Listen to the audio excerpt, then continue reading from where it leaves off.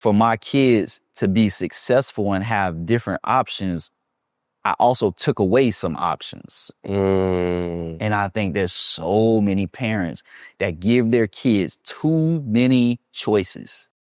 When you give your kids too many choices early on, you choke their dreams. Explain that. What do you mean by that? If early on, I allow my kids to pretty much eat whatever they want, go to bed when they get tired. There's no real routine to anything that they're doing.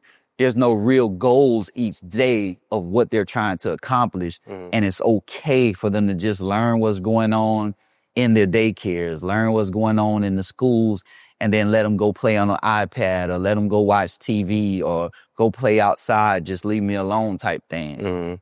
If you do those things and you give them so many choices, later on in life, they won't have a lot of choices on where they want to live, what they want to drive, Right. what kind of person they want to marry, what kind of faith they decide to go with. They won't have the same type of choices that the ones who had more of a structured upbringing will have. Because when you look at the people that you would say, man, they have a really good life. Yeah. Early on, they didn't have a lot of choices. It's real simple. Tiger Woods wasn't going to all of his friends' birthday parties. Right. I guarantee you that. Tiger Woods wasn't going to all of the swimming camps and, just hanging out and staying up all night. Michael Jordan, he wasn't doing all of those things. Right. Floyd Mayweather said he wasn't even eating candy as a kid. Michael Jackson, you know how Joe Jackson had them. That was the ultimate structured discipline, and he might have went a little too far in certain areas. Right. But look at the results. You can't argue with them. So you have to ask yourself as a parent, what kind of results am I willing to also go after, regardless of what it looks like to everybody else? Because I think a lot of people get caught up in, well, if I go after this way, how is that going to look to everybody else? I'm going to just kind of do it. They're not all in. And I believe when you have a plan, it allows you to be all in. It puts you in the driver's seat to be all in and go that extra mile. But if you don't have a plan, how am I going to ever get to a certain standard? If I don't have a plan, it's an accident if I get to a certain standard. So being purposeful with my parenting is something that I really push, because I talk to my kids about affirmations and I talk to my kids about who they are, that inner voice. And I know without a shadow of a doubt, my daughter is the one who assured that for me. She's 7 years old now, but when she was about 3 years old, she's very good at articulating herself. She was about 3 years old. She went to daycare, and we have certain affirmations that we say in the morning. And I guess they were playing a game, and the kid must have tagged her, and then they were racing. And she said, she told herself, I'm great. I got to win. I'm great. And she was like, Dad, I just ran even faster. I dropped my head and I was running. And this is in little kid terms. So she was like, I was like this and I was running fast and I believed in myself. And that right there just did everything for me. And just really, as a parent, it assured me that I was doing what I was supposed to be doing, or that I was helping them. Because the funny joke is, and the ongoing joke with my brothers and sisters is, he's the military one. He got them structured, and they laugh because if my son and my daughter are going back and forth about who should have the remote or something like this, I'm like, hey, push-ups. And there's no discussion back and forth. Oh, but I don't negotiate. You got push-ups, handle your business. And I believe that when they see that, they're like, wow. It's a shock to them, and they try to laugh it off. But I know in the back of their mind, they're thinking like, man, I wish I could have done these things with my kids, because my kids are the youngest of the bunch. You know, there's about 11 of them. Right. And there's one that is up under my 2 kids. And then my youngest, my baby boy, he's obviously the youngest. But they're the youngest of about 10 of them. So I also got to learn from being an uncle. So I believe that as a parent, when you're creating that plan, you look at the parenting around you. Take heed to what you see. And if they're always having to go to school and sit down with the teachers and talk about behavior, look at what they're doing. If they're always eating candy, they're always watching stuff they don't have no business. If they're always with people that they shouldn't be with, these are things you need to put in your plan. Hey, I need to monitor what my kids eat, what my kids watch. Maybe I need to sit down. When I turn on the TV, I'm usually sitting down with my kids watching TV. When I'm not there to watch TV, guess what they're doing? Reading, playing with toys, push-ups, going to get some hits. Because I believe when you give them too many choices, again, you're going to choke their dreams. And when I say choke their dreams, I mean you're choking the life out of it. You don't give it an opportunity to develop. You don't give it an opportunity to be obtainable, because there's a certain window for every type of dream. If you want to be a doctor at a certain point in life, you start to see, I really don't have the academic foundation and the study habits that are necessary to become what I'm saying I want to become. Right. And I also don't have the resilience to fight through. That's what a lot of people don't develop, is the grit. There's a grit to be great. Right. If you don't got that grit, you can't be great. Because adversity shows up at everybody's front door.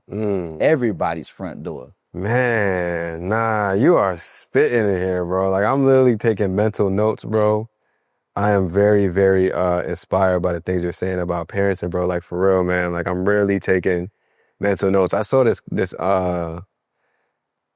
post online about like how fathers have so much more to do with like the genetic makeup of children than we think we do, and how like in certain cultures before they have a child that they try to conceive, like fathers especially, but both parents will do like a fast of some sorts where they're not eating certain things, they're not doing certain things, they're just like being very, very intentional about what they do, what they put into their body, exercise and all that kind of stuff, because they know they're about to try and conceive a child. And it just kind of reminds me of what you talked about with like your family plan, like just being really intentional, even from before you have a child, to make sure that when you have a child, like everything is set up the right way, man. Like, so I'm really inspired by the things you're saying. And what I want to ask you is like, what are some of the sections or things that you had in your family plan? Like, assume like this is someone you're talking to that has no idea like what they want to do when it comes to like being a father. What are some of the things that you would tell them to like include in their family plan and make sure that they have a well-rounded view? So in that family plan, I'm glad that you touched upon the health of the parents. So that was something early on, picking a partner that took care of themselves, ate well, exercised, and was ready to conceive a child, a healthy child. And then understanding, you know, do I want certain things in my child at birth? And I'll leave that at that. But, you know, that's a topic for another day. But making sure that you understand what you're doing with that child. So from day one, I'm already saying, okay, well, I want to make sure that the child sleeps with me and the mom, gets to know us first. They're not just put off to some daycare, you know, at 1 month old. Right. That they have some time to actually learn who their parents are, the smell, the sound, the routine. And I always wanted my kids to see me being great. So early on, my son, he's the oldest, my 9-year-old.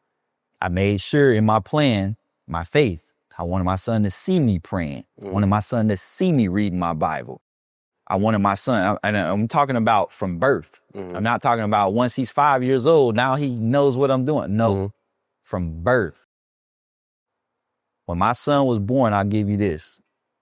My son was born, you know, the doctor leaves and they come back a little bit later after, you know, everything calms down.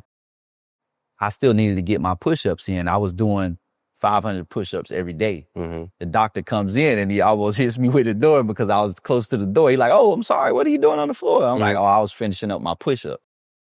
So being consistent no matter what was something that I developed. I was also creating a motivational video every single day. And that was a part of my plan, because one day, no matter who you are, you won't be here anymore. Right. And I need my kids to still hear my voice. I was giving it to the world, but I was giving it to my baby girl. I was giving it to the world, but I was giving it to my baby boy. So that information lives on the internet forever. Right. So there was certain things that I was doing so that if anything was to happen to me before they had a chance to truly understand what the plan was, They already knew. they already had some things out there for them. Right. I wrote a book on time management so my kids would have that information that I acquired. Right. So you should be leaving footprints in the sand for your kids. That should be a part of your plan. Is, okay, if they never get a chance to have a conversation with me, who would I be to them? How can I make sure that they know who I am and what I expected of them? So if you never get on a camera, if you never write a book, if you never take notes, if you never set up a plan, it's not possible. Right. So that was a part of my plan, to write a book, to get on national stages, to make sure that I was making the videos every day, to make sure that I was consistent with the push-ups every day. So now when my kids got old enough, they were 2, 3 years old. Now they were doing the push-ups. They were praying. So they had the faith. They had the physical.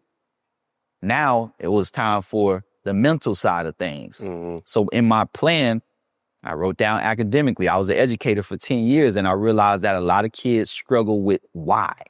When I say why is 2 + 2 4? They don't understand the why. So when you understand the why, you can do anyhow. So I started developing a plan on making sure when I'm teaching my kids how to add and subtract, how to multiply and divide, I'm telling them why, and making sure they could tell me why.